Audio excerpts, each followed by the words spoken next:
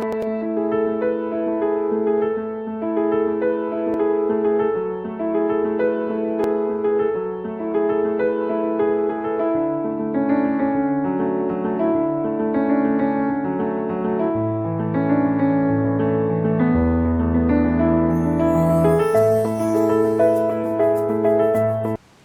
morning.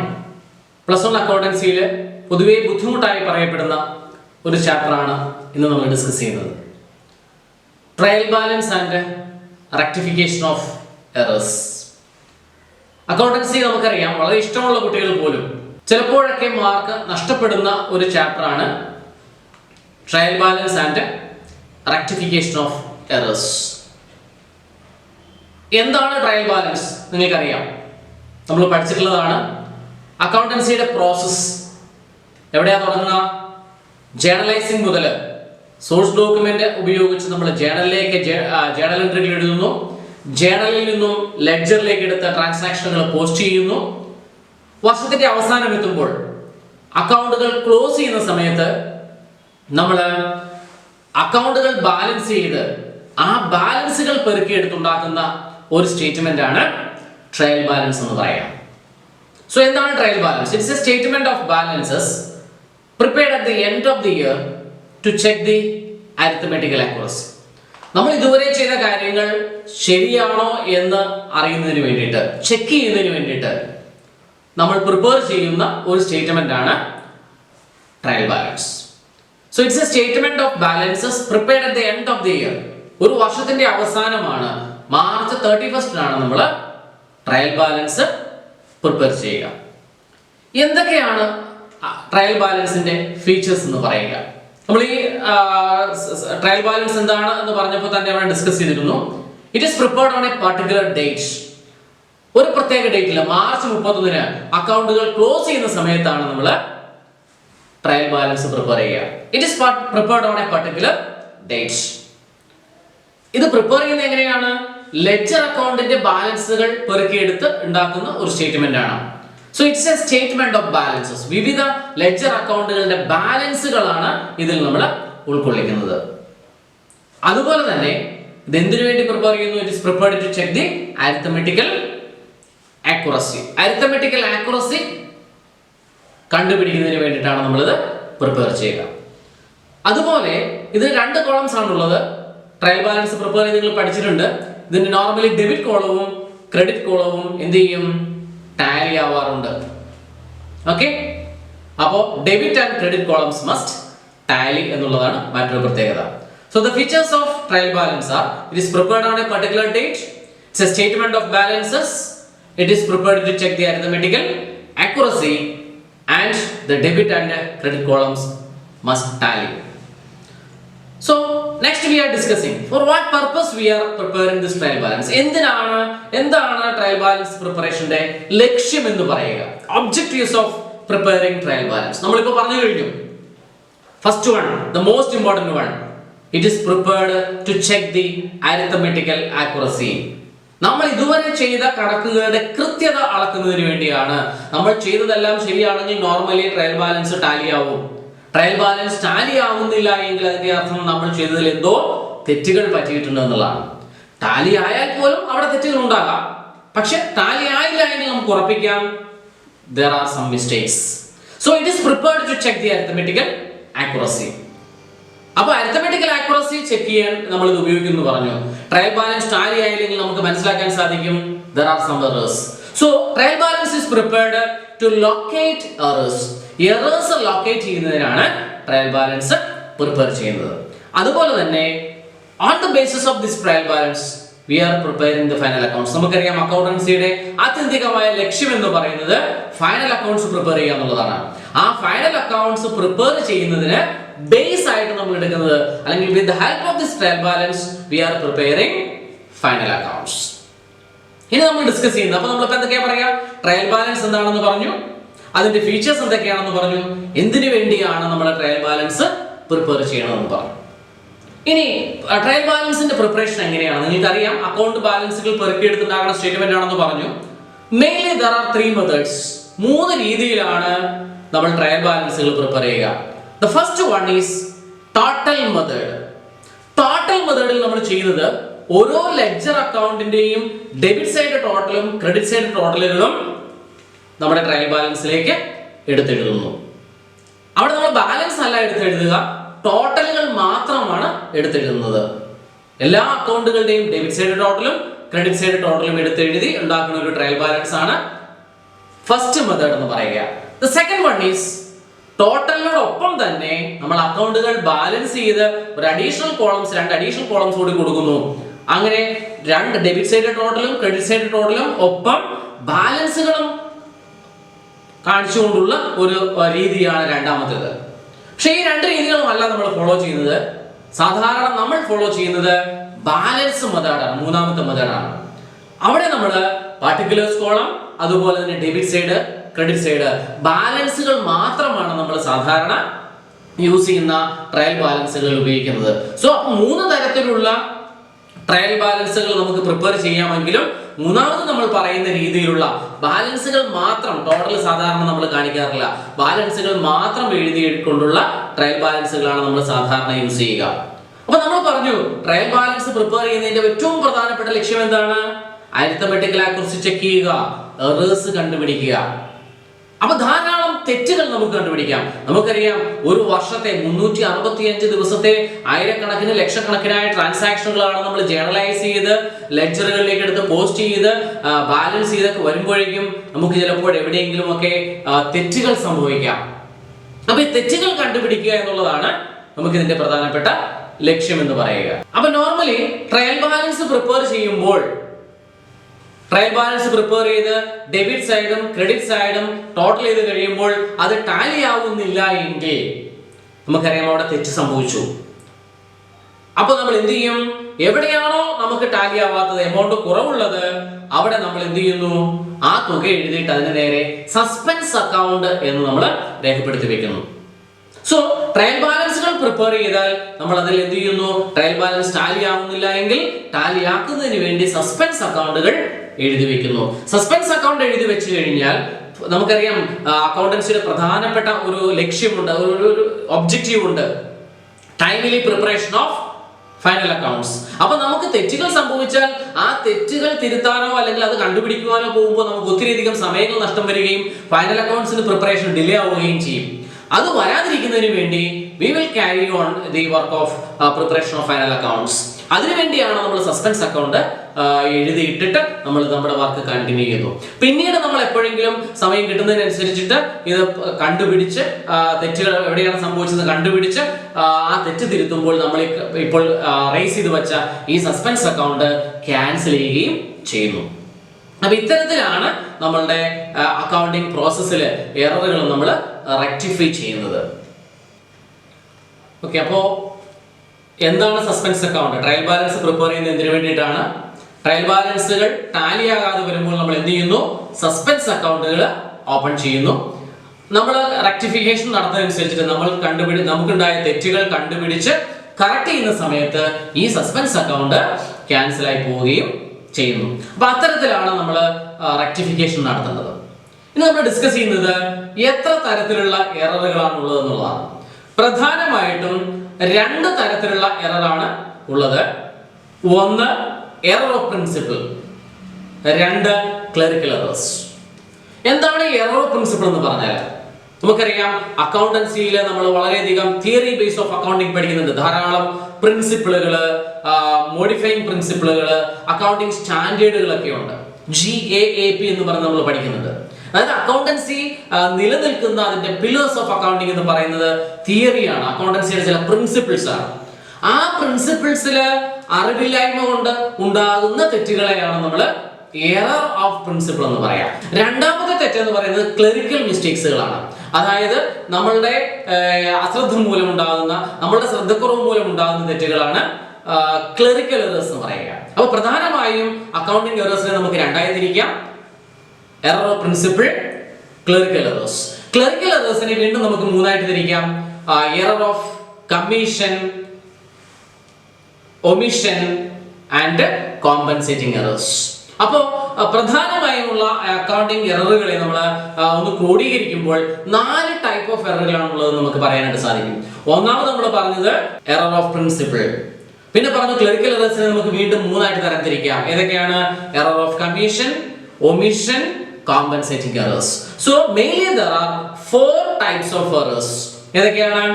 Error of principle, 2 error of commission, then omission and compensating errors.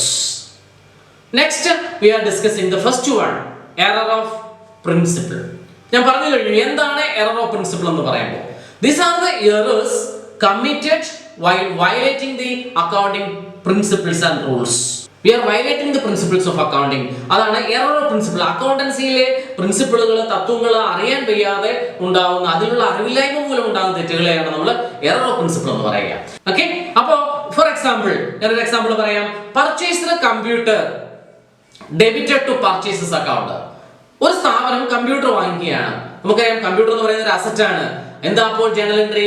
Computer വാങ്ങിച്ചാൽ computer account debited to cash എന്നാണ് എഴുതേണ്ടത്. പക്ഷെ ഒരു accountant കമ്പ്യൂട്ടറിന് പകരം purchases എന്ന് എഴുതിയാൽ, purchases account debited to cash എന്ന് എഴുതിയാൽ അവിടെ അക്കൗണ്ടിങ്ങിന്റെ പ്രിൻസിപ്പിൾ വയലേറ്റ് ചെയ്യുകയാണ്, റൂൾ വയലേറ്റ് ചെയ്യുകയാണ്. കാരണം നമുക്കറിയാം ഒരു സ്ഥാപനം അവരുടെ ഗുഡ്സ് വാങ്ങിക്കുമ്പോൾ മാത്രമാണ് നമ്മൾ എന്ത് ചെയ്യേണ്ടത്? അതിനെ ഡെബിറ്റ്, പർച്ചേസസിനെ ഡെബിറ്റ് ചെയ്യേണ്ടത്, റവന്യൂ ഐറ്റമായിട്ട് പരിഗണിക്കേണ്ടത്. അവർ അസറ്റ് വാങ്ങിക്കുമ്പോൾ അതൊരു ക്യാപിറ്റൽ ഐറ്റമാണ്, ആ അസറ്റിന്റെ പേര് തന്നെയാണ് രേഖപ്പെടുത്തേണ്ടത്. അപ്പോൾ കമ്പ്യൂട്ടർ വാങ്ങിക്കുമ്പോൾ കമ്പ്യൂട്ടർ എന്ന് എഴുതുന്നതിന് പകരം പർച്ചേസസ് എഴുതിയാൽ it's an error of principle. അവിടെ 2 ആസ്പെക്റ്റുകൾ വന്നു. ഒന്ന് കമ്പ്യൂട്ടർ വരികയും ചെയ്തു, പർച്ചേസസ് വന്നതുമില്ല. അപ്പൊ അവിടെ 2 ആസ്പെക്റ്റുകളിൽ മിസ്റ്റേക്ക് ഉണ്ടാവുകയും ട്രയൽ ബാലൻസ് ടാലി ആവുകയും ചെയ്യുമെന്നുള്ളതാണ്. മറ്റൊരു case, repairs of machinery debited to machinery account. ഒരു മെഷീനറി റിപ്പയർ ചെയ്തു. മെഷീനറി റിപ്പയർ ചെയ്യുമ്പോൾ എന്താ general entry? Repairs account debited to cash എന്നാണ്. നേരെ മറിച്ച് ഒരു accountant machinery account debited to cash എന്ന് എഴുതിയാൽ അത് തെറ്റാണ്. എഴുതാം എപ്പോൾ? റിപ്പയർസ് നടക്കുന്നത് ഒരു അസറ്റ് വാങ്ങിക്കുന്നതിനോടനുബന്ധിച്ചാണെങ്കിൽ, ഒരു അസറ്റ് പർച്ചേസ് ചെയ്യുമ്പോൾ അതിനോടനുബന്ധിച്ചുണ്ടാകുന്ന അനുബന്ധ ചെലവുകൾ നമുക്ക് ക്യാപിറ്റലൈസ് ചെയ്യാൻ സാധിക്കും. അപ്പോൾ മാത്രമേ ക്യാപിറ്റലൈസ് ചെയ്യാവുള്ളൂ. നോർമൽ ഒരു റിപ്പയർസ് നടക്കുമ്പോൾ, നോർമൽ റിപ്പയർസ് മെയിൻ്റനൻസ് എന്ന് പറയുന്ന റവന്യൂ ഐറ്റം ആണ്. അത് റവന്യൂ ആയിട്ട് തന്നെ എഴുതണം, റിപ്പയർസ് തന്നെ എഴുതണം, മെഷീനറി എന്ന് എഴുതുവാനായിട്ട് സാധിക്കുകയില്ല. അപ്പൊ ഇത്തരത്തിലുള്ള എററുകളാണ് എറർ ഓഫ് പ്രിൻസിപ്പിൾ എന്ന് പറയുക. ഓക്കെ, ഇത് ട്രയൽ ബാലൻസിനെ അഫക്റ്റ് ചെയ്യില്ല. ട്രയൽ ബാലൻസ് ടാലിയാകും. ട്രയൽ ബാലൻസ് പ്രിപ്പയർ ചെയ്തുകൊണ്ട് നമുക്കിത് കണ്ടുപിടിക്കുവാൻ സാധിക്കുകയുമില്ല. So the second type of error is errors of omission. എന്താണ് എറേഴ്സ് ഓഫ് ഒമിഷൻ എന്ന് പറഞ്ഞാൽ? വിട്ടുപോവുക. ഒമിഷൻ മീൻസ് വിട്ടുപോവുക, രേഖപ്പെടുത്തുവാൻ വിട്ടുപോകുന്നതിനെയാണ് എറേഴ്സ് ഓഫ് ഒമിഷൻ എന്ന് പറയുക. When a transaction is omitted to enter into the books of accounts partially or completely, it is known as errors of omission. അതായത് ഒരു ട്രാൻസാക്ഷൻ അക്കൗണ്ടിംഗ് ബുക്കിലേക്ക് എഴുതുവാനായിട്ട് കംപ്ലീറ്റ് ആയിട്ടോ പാർഷ്യൽ ആയിട്ടോ വിട്ടുപോവുകയാണെങ്കിൽ അതിനെ നമ്മൾ എറർ ഓഫ് ഒമിഷൻ എന്ന് പറയും. So there are 2 types of error of omission that can be of 2 types. First one is partial omission. ഭാഗികമായി വിട്ടുപോവുക. എപ്പോഴാണ് ഭാഗികമായി വിട്ടുപോകുന്നത്? നമ്മൾ ആദ്യമായി ഒരു സാധനം, ഒരു ട്രാൻസാക്ഷൻ ഉണ്ടായി. ആ ട്രാൻസാക്ഷൻ നമ്മൾ രേഖപ്പെടുത്തുവാൻ എന്തായാലും ആദ്യമായി രേഖപ്പെടുത്തുന്നത് എങ്ങോട്ടാണ്? ജേണലിലേക്കാണ്. ജേണലിലേക്ക് എഴുതുമ്പോൾ നമ്മൾ അതിന്റെ ഡെബിറ്റ് ആസ്പെക്റ്റും ക്രെഡിറ്റ് ആസ്പെക്റ്റും എഴുതും.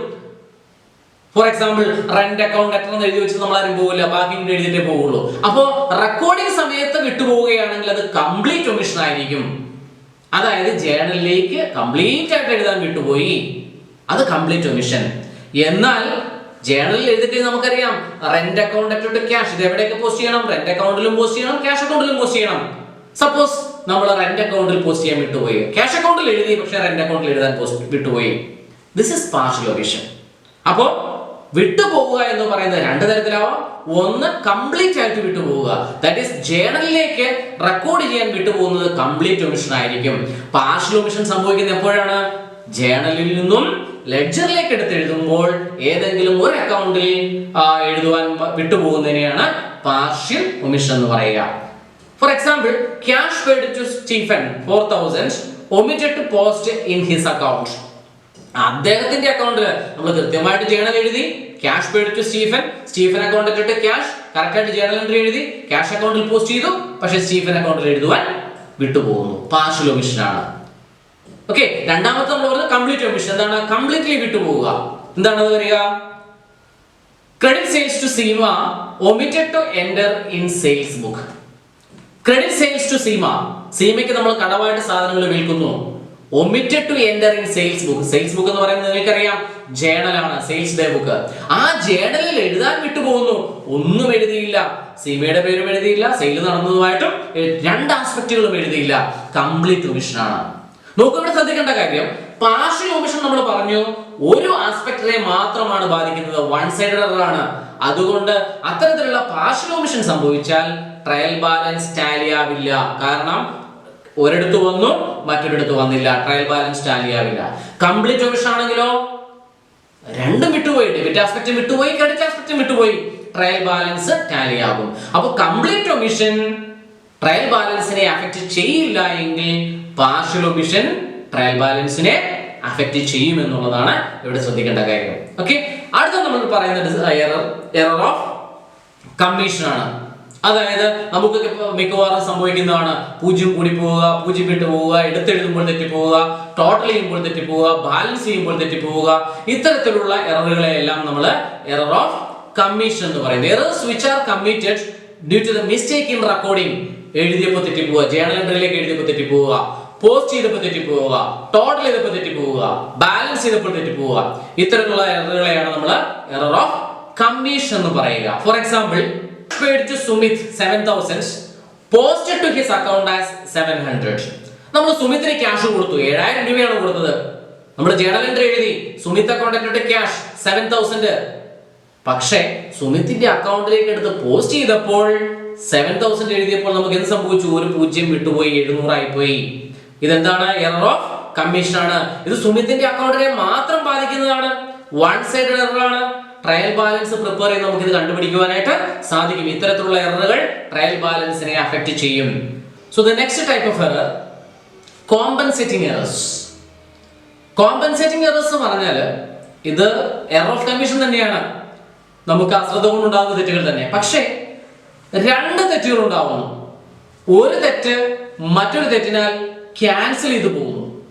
ഇത്തരത്തിലുള്ള എററുകളെയാണ് നമ്മൾ കോമ്പൻസേറ്റിംഗ് എറേഴ്സ് എന്ന് പറയുന്നത്. When the effect of an error in one account is cancelled by the effect of an error in another account, it is called compensating error.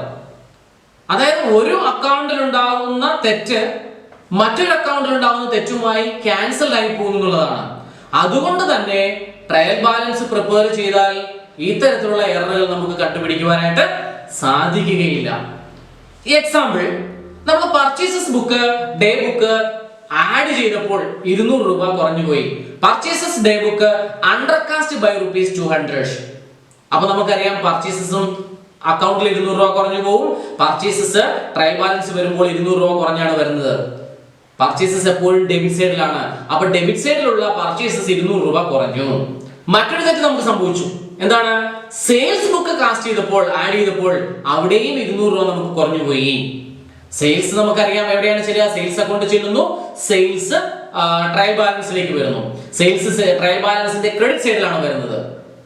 അപ്പോ സെയിൽസ് ട്രയൽ ബാലൻസിന്റെ ഡെബിറ്റ് ക്രെഡിറ്റ് സൈഡിൽ വരുമ്പോൾ അവിടെയും 200 രൂപ കുറഞ്ഞു പോകുന്നു. അപ്പോൾ പർച്ചേസസിന്റെയും 200 രൂപ കുറഞ്ഞു, സെയിൽസിലും 200 രൂപ കുറഞ്ഞു. രണ്ട് തെറ്റുകളാണ് സംഭവിച്ചത്. രണ്ട് സ്ഥലത്തും 200 രൂപ വീതം കുറഞ്ഞു പോയത് കൊണ്ട് ട്രയൽ ബാലൻസ് ടാലി ആകും. ഈ രണ്ട് തെറ്റുകൾ തമ്മിൽ ക്യാൻസൽ ആയി പോയി എന്നുള്ളതാണ് ഇത്തരത്തിലുള്ള തെറ്റുകളുടെ പ്രത്യേകത. ഏറ്റവും കോംപ്ലിക്കേറ്റഡ് ആയിട്ടുള്ള, കണ്ടുപിടിക്കാൻ വളരെയധികം ബുദ്ധിമുട്ടുള്ള ടൈപ്പ് ഓഫ് എറർ ആണ് കോമ്പൻസേറ്റിംഗ് എറേഴ്സ് എന്ന് പറയുക. അപ്പോൾ എററുകളെ നമ്മൾ പ്രധാനമായിട്ടും പറഞ്ഞു 4 ആയിട്ട് തിരിക്കാം. Error of principle, error of commission, omission and compensating errors. അപ്പൊ ഈ എററുകൾ നമ്മളൊന്ന് അനലൈസ് ചെയ്യുകയാണെങ്കിൽ നമുക്കറിയാം ചില എററുകൾ ട്രയൽ ബാലൻസിനെ അഫക്റ്റ് ചെയ്യും, ചില എററുകൾ ട്രയൽ ബാലൻസിനെ അഫക്റ്റ് ചെയ്യുകയില്ല. ഏത് തരത്തിലുള്ള എററുകളാണ് ട്രയൽ ബാലൻസിനെ അഫക്റ്റ് ചെയ്യുന്നത്, ഏത് തരത്തിലുള്ള എററുകളാണ് ട്രയൽ ബാലൻസിനെ അഫക്റ്റ് ചെയ്യാത്തത് നമുക്ക് ആലോചിച്ചോളൂ. അപ്പോ നമുക്ക് ഇതിനെ മറ്റൊരു തരത്തിൽ, ഈ എററുകളെ നമുക്ക് മറ്റൊരു തരത്തിൽ ക്ലാസിഫൈ ചെയ്യാം. Single sided errors and double sided errors. അതായത് ഏതെങ്കിലും ഒരു ആസ്പെക്റ്റിൽ മാത്രം തെറ്റുകൾ സംഭവിക്കുകയാണെങ്കിൽ അത്തരത്തിലുള്ള എററുകളെയാണ് നമ്മൾ സിംഗിൾ സൈഡ് എറേഴ്സ് പറയുക. ഫോർ എക്സാമ്പിൾ, ഏതെങ്കിലും ഒരു അക്കൗണ്ടിൽ പോസ്റ്റ് ചെയ്യാൻ വിട്ടുപോവുക, ഏതെങ്കിലും ഒരു അക്കൗണ്ടിൽ എമൗണ്ട് എഴുതുമ്പോൾ തെറ്റുപറ്റുക, ഏതെങ്കിലും ഒരു അക്കൗണ്ടിനെ ഒരു ആസ്പെക്ടിനെ മാത്രം ബാധിക്കുന്ന തരത്തിലുള്ള എററുകളാണ് സിംഗിൾ സൈഡഡ് എറേഴ്സ് എന്ന് പറയുക. ഇനി എന്താണ് ഡബിൾ സൈഡഡ് എറേഴ്സ് എന്ന് പറഞ്ഞാല്? നമ്മൾ നേരത്തെ പറഞ്ഞ പോലെ രണ്ട് ആസ്പെക്ടിനെയും, ഡെബിറ്റ് ആസ്പെക്ടിനെയും ക്രെഡിറ്റ് ആസ്പെക്ടിനെയും ബാധിക്കുന്നു. അതുകൊണ്ടുണ്ടാകുന്ന തെറ്റുകളാണ് ടു സൈഡഡ് എറേഴ്സ് അല്ലെങ്കിൽ ഡബിൾ സൈഡഡ് എറേഴ്സ് പറയുക. സിംഗിൾ സൈഡ് എറേഴ്സ് ആണെങ്കിൽ ട്രയൽ ബാലൻസിനെ അഫക്റ്റ് ചെയ്യും, ട്രയൽ ബാലൻസ് ടാലി ആവില്ല. അപ്പോഴാണ് എന്തുണ്ടാവുന്നത്? സസ്പെൻസ് അക്കൗണ്ട് ഉണ്ടാവുന്നത്. ടു സൈഡ് എറേഴ്സ് ആണെങ്കിലോ ഡെബിറ്റിനെയും ബാധിച്ചു ക്രെഡിറ്റിനെയും ബാധിച്ചു. ഒരു തെറ്റ് മറ്റൊരു തെറ്റിനാൽ ക്യാൻസൽ ആയി പോയി. അതുകൊണ്ട് തന്നെ എന്ത് പറ്റുന്നില്ല? ട്രയൽ ബാലൻസ് ടാലി ആകും. ട്രയൽ ബാലൻസിന്റെ പ്രിപ്പറേഷനിലൂടെ ആ എററുകൾ നമുക്ക് കണ്ടുപിടിക്കുവാൻ സാധിക്കുന്നില്ല. ആലോചിച്ചോളൂ, ഏതൊക്കെയാണ് പ്രധാനപ്പെട്ട ടു സൈഡഡ് എറേഴ്സ് എന്ന് പറയുക? നമ്മൾ ആദ്യം പറഞ്ഞ എറർ ഓഫ് പ്രിൻസിപ്പിൾ, രണ്ടാമത് പറഞ്ഞ കംപ്ലീറ്റ് ഒമിഷൻ പൂർണ്ണമായും വിട്ടുപോവുക, അവസാനം പറഞ്ഞ കോമ്പൻസേറ്റിംഗ് എറർ. ഈ എററുകൾ ഉണ്ടാകുമ്പോൾ അത് ടു സൈഡഡ് എറർ ആണ്. ടു സൈഡഡ് എറേഴ്സ് ആണ് കൂടുതൽ അപകടകാരികൾ. കാരണം നമുക്ക് കണ്ടുപിടിക്കുവാൻ വളരെ ബുദ്ധിമുട്ടാണ്. വൺ സൈഡഡ് എറർ ആണെങ്കിൽ ട്രയൽ ബാലൻസ് പ്രിപ്പയർ ചെയ്യുമ്പോൾ തന്നെ നമുക്ക് മനസ്സിലായി നമുക്ക് തെറ്റി. ടു സൈഡഡ് എറേഴ്സ് ആണെങ്കിലോ ട്രയൽ ബാലൻസ് ടാലിയായി, അതുകൊണ്ട് നമ്മൾ ഓർക്കും കുഴപ്പമില്ലാന്ന് ഓർത്ത് മുന്നോട്ട് പോകും. പക്ഷേ ആ തെറ്റ് നമ്മൾ അറിയാതിരിക്കുകയും അത് ആ തെറ്റുകൾ അവിടെ ഉണ്ടാവുകയും ചെയ്യുന്നു. അപ്പൊ അത്തരത്തിലുള്ള തെറ്റുകൾ കണ്ടുപിടിക്കുവാൻ കൂടുതൽ ബുദ്ധിമുട്ടാണ്. ഇനി എങ്ങനെയാണ് ഇത്തരത്തിലുള്ള എററുകൾ സംഭവിച്ചാൽ റെക്ടിഫൈ ചെയ്യുന്നത് എന്നുള്ളതിനാണ് നമ്മൾ അടുത്ത ക്ലാസ്സിൽ ഡിസ്കസ് ചെയ്യുന്നത്. അപ്പൊ ഇവിടെ നമ്മൾ ഡിസ്കസ് ചെയ്തത് ട്രയൽ ബാലൻസ് എന്താണ്, ട്രയൽ ബാലൻസിന്റെ ലക്ഷ്യങ്ങൾ, അതിന്റെ ഫീച്ചേഴ്സ്, എത്ര തരത്തിൽ 3 തരത്തിലുള്ള ട്രയൽ ബാലൻസ് പ്രിപ്പറേഷൻ, അതുപോലെ തന്നെ എററുകൾ എങ്ങനെ സംഭവിക്കുന്നു, ടൈപ്സ് ഓഫ് എറേഴ്സ്, ഇത്രയുമാണ് നമ്മൾ ഈ ക്ലാസ്സിൽ ഡിസ്കസ് ചെയ്തത്. അടുത്ത ക്ലാസ്സിൽ നമുക്ക് ഇതിന്റെ കൂടുതൽ പ്രോബ്ലംസുകളിലേക്ക് കടക്കാം. എല്ലാവർക്കും നന്ദി, നമസ്കാരം.